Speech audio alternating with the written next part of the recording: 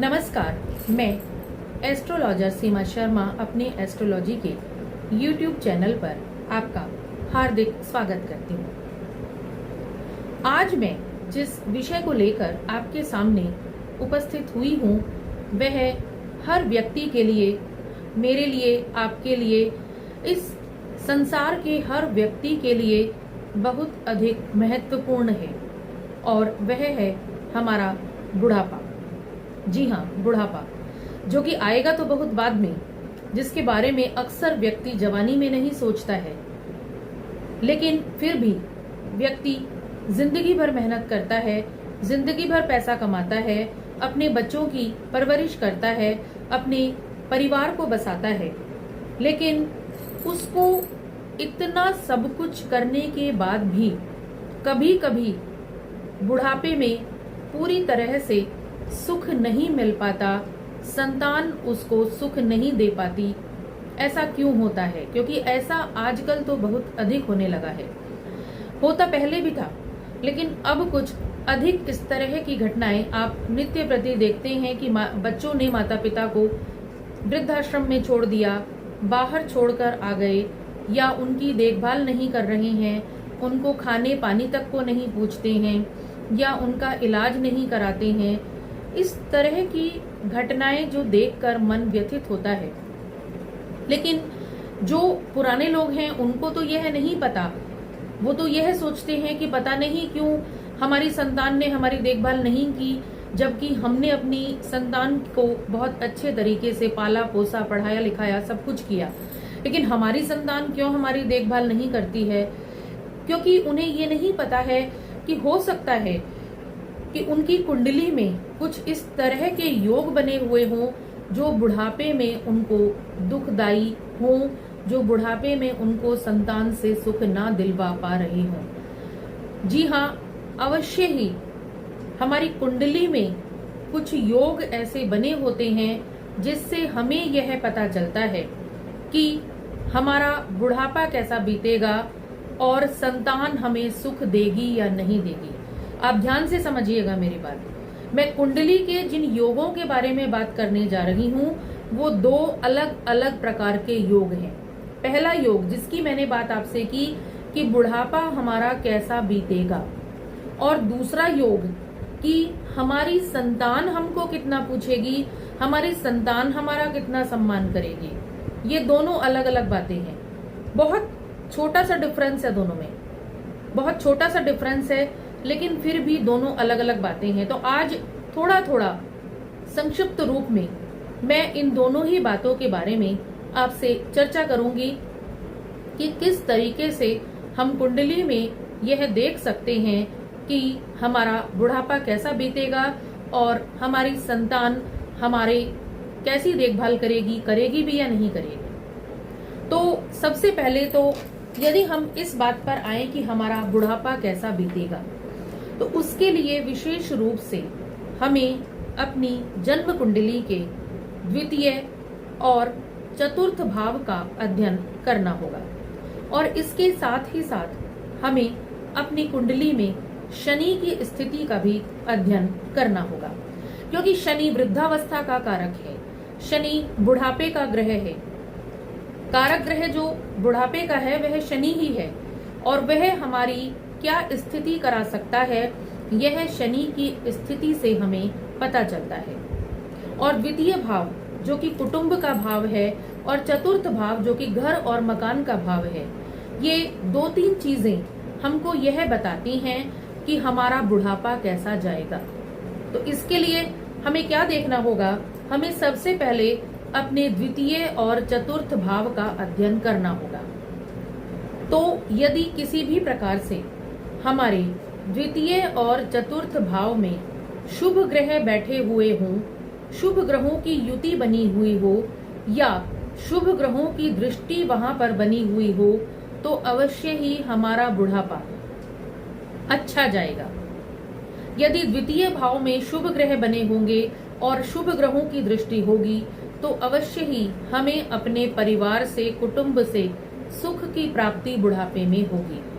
और यदि चतुर्थ भाव में शुभ ग्रहों की युति होगी या शुभ ग्रहों की दृष्टि होगी, तो अवश्य ही हम अपने घर में, अपने मकान में, अपने परिवार में सुख के साथ, सुख संपत्ति के साथ अपने बुढ़ापे को व्यतीत कर पाएंगे। इसके साथ ही साथ यदि हमारा शनि अच्छी स्थिति का है और यदि वह खराब ग्रहों के साथ युति में नहीं है या खराब घरों में नहीं है, जैसे कि षष्ठम भाव, अष्टम भाव या द्वादश भाव, तो शनि की स्थिति हमको बताती है कि हमारा बुढ़ापा अच्छा जाएगा। यदि शनि हमारा स्वग्रही है, उच्च का है, केंद्र में बैठा हुआ है, तो या मूल त्रिकोण में है, तो अवश्य ही हमारा बुढ़ापा अच्छा बीतेगा, ऐसा हमारा शनि हमको बताता है। लेकिन यदि द्वितीय या चतुर्थ भाव में मंगल और केतु या अन्य पाप ग्रहों की युति वहां पर बनी होती है या किसी पाप ग्रह की स्थिति वहां पर बनी होती है, तो हमारा बुढ़ापा खराब होने के पूरे पूरे चांसेस बन जाते हैं।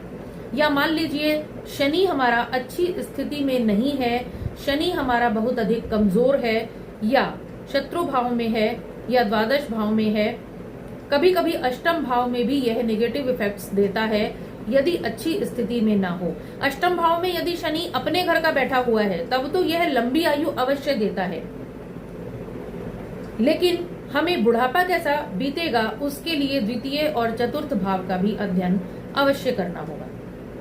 तो ये हुई हमारी बुढ़ापे की बात। लेकिन इसके साथ ही साथ यदि हम इस बात की बात करें कि हमारी संतान हमारी कितना सम्मान करेगी, हमारी संतान हमको कितना पूछेगी, उसके लिए हमें क्या करना होगा, हमें अपने D7 चार्ट का अध्ययन करना होगा, यानी सप्तमांश कुंडली को हमें देखना होगा। सप्तमांश कुंडली हमें यह बताती है कि हमारी संतान हमारे लिए कैसी रहेगी, हमारी संतान हमको कितना पूछेगी, हमारी संतान हमारा बुढ़ापे में कितना देखभाल करेगी।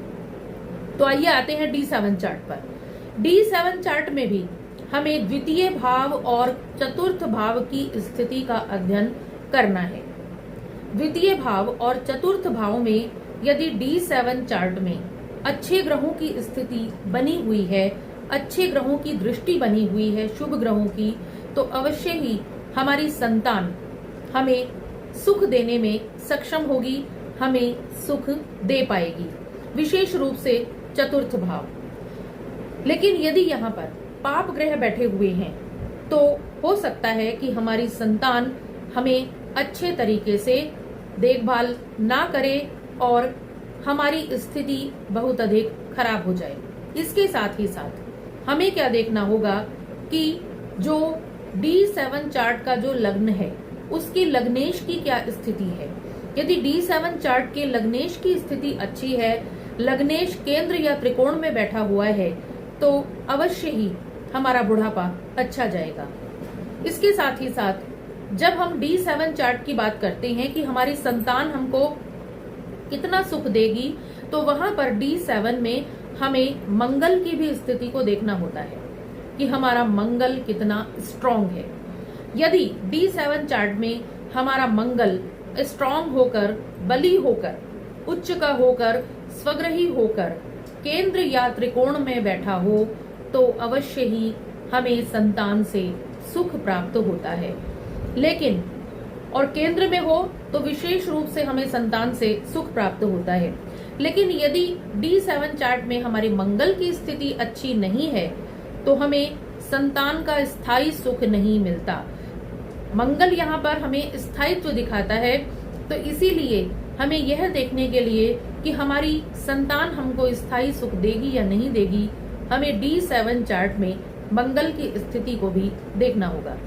तो आप समझ ही गए होंगे कि हमें अपने बुढ़ापे को देखने के लिए लग्न कुंडली में द्वितीय और चतुर्थ भाव की स्थिति और साथ ही साथ शनि की स्थिति को देखना होगा, और D7 चार्ट में हमें द्वितीय चतुर्थ भाव और लग्नेश और साथ ही साथ मंगल की स्थिति को हमें चेक करना होगा, हमें देखना होगा कि हमारी संतान हमको कितना सुख दे सकती है। आप समझ ही गए होंगे दोनों चार्टों में क्या फर्क है। एक चार्ट है हमारा खुद का, हमारे खुद के बुढ़ापे का, घर में हमारी स्थिति का, कि हमारा लग्न चार्ट जो है कि हमारी कैसी स्थिति घर में बुढ़ापे में रहेगी, और दूसरा चार्ट जो D7 चार्ट है वो यह बताता है कि हमारी संतान का व्यवहार हमारे साथ कैसा होगा, हमारी संतान ऐसी होगी या नहीं कि हमको अच्छी स्थिति में रखेगी, या संतान की स्थिति अच्छी होगी तभी तो वो हमें अच्छी स्थिति में रखेगी। तो D7 चार्ट से एक तरीके से हम संतान की भी स्थिति को देख सकते हैं कि संतान हमारी सक्सेसफुल होगी या नहीं होगी।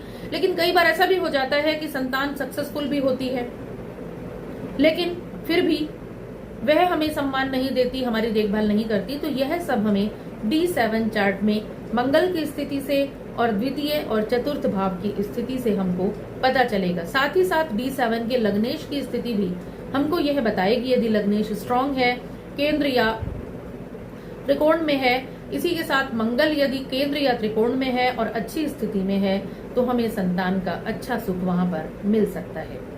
तो ये छोटे छोटे सूत्र थे, ये छोटी छोटी चीजें थी जो मैंने आज आपको समझाई, जिनसे हमें पता चलता है कि हमारा बुढ़ापा कैसा बीतेगा, हमारा अंतिम समय कैसा बीतेगा।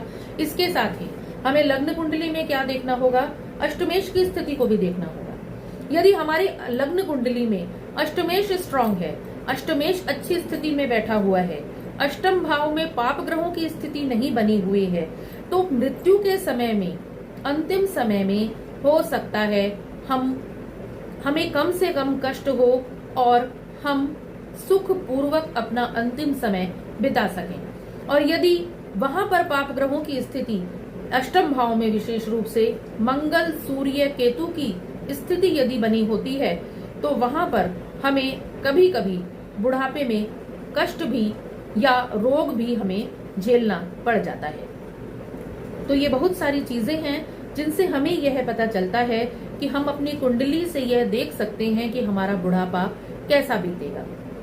जहां तक मैं समझती हूँ कि मेरी दी हुई जानकारी से आप समझ ही गए होंगे कि किस तरह से हम अपनी वृद्धावस्था के बारे में, अपने बुढ़ापे के बारे में अपनी कुंडली से देख सकते हैं।